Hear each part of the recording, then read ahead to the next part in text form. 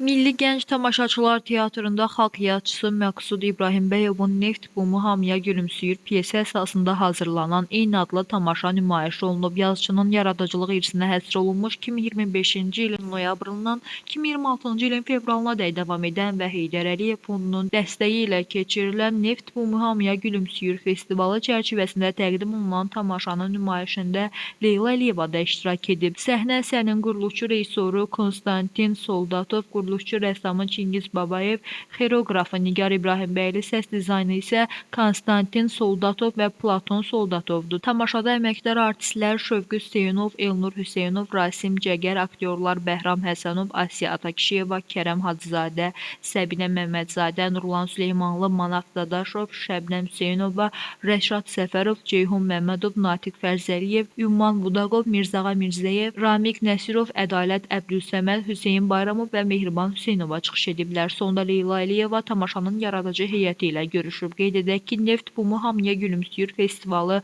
Məqsud İbrahimbəyov Yaradıcılıq Mərkəzinin layihəsidir.